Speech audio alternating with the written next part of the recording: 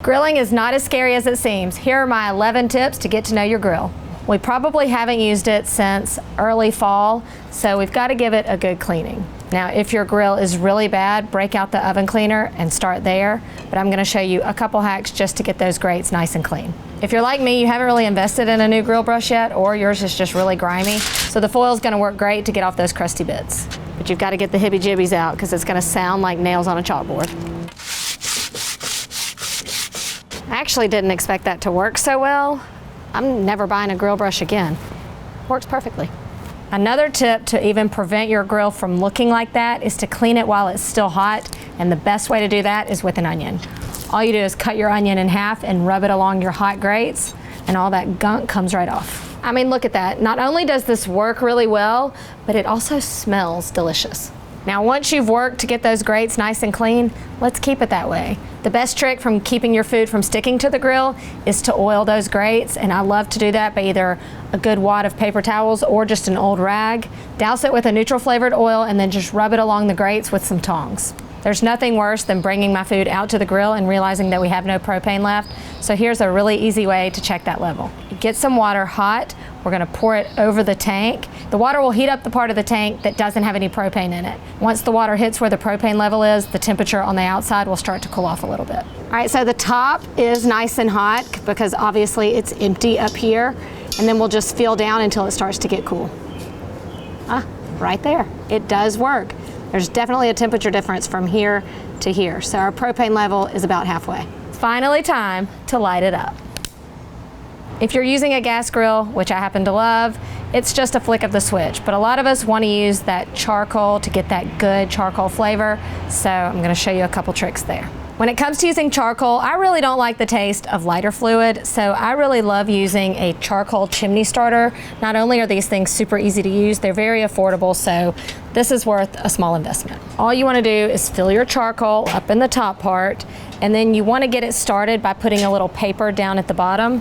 A little tip is to use the top of the charcoal bag as your paper underneath, because you've got to cut it off anyway. I love using the hardwood lump charcoal, so that's just going in the top. Okay, at this point, we're gonna set our chimney starter inside our grill. We're gonna light the paper at the bottom and get those coals nice and hot. It's gonna heat up the whole chimney starter. Once the coals get good and gray, we dump it out and our grill is ready to go. But Nicole, I don't have a charcoal chimney starter. Okay, what about an egg carton? Take an old egg carton and fill it with some of your charcoal, set it over a few more coals and light it up. No two grills are the same, and it's important to get to know your grill's hot spots. This little trick is genius. We're gonna get our grill nice and hot and lay some white bread along the whole surface of the grill, and whichever pieces are more toasted, that's where you know your hot spots are. All right, it's very clear where the hottest part of my grill is. The center pieces are definitely darker than the ones on the edges. Genius. Sometimes we want that good low and slow smoky flavor on our meats, and we can do that by turning our regular grill into a smoker. It's very simple. We're just gonna make a little smoking pouch. So we've got a piece of heavy duty foil, and to that we're gonna add some water soaked wood chips. These will give off good mesquite flavor.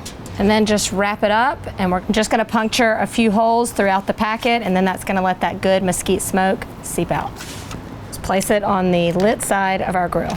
Now that we're cooking, here's a few hacks to add some extra flavor to your grilled dishes. You can add moisture and flavor by keeping a small spray bottle of apple juice or apple cider vinegar.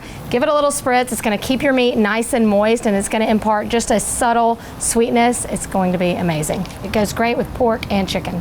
This next tip kills two birds with one stone. We're going to use up leftover herbs that you might have on hand while imparting flavor into our dish by creating our own grill brush. All we do is take our leftover herbs and attach them to the end of a wooden spoon. You can just dip your brush in oil or whatever basting liquid you're using, and once this hits the hot meat, all those flavors are going to come out. It's so delicious. Hopefully your grilling menu includes some sort of kebab, because everyone loves a kebab, but everyone hates when they roll off the stick and off the grill. So I've got a solution for that. 2 skewers instead of 1. Nice and sturdy, and these are just easier to handle.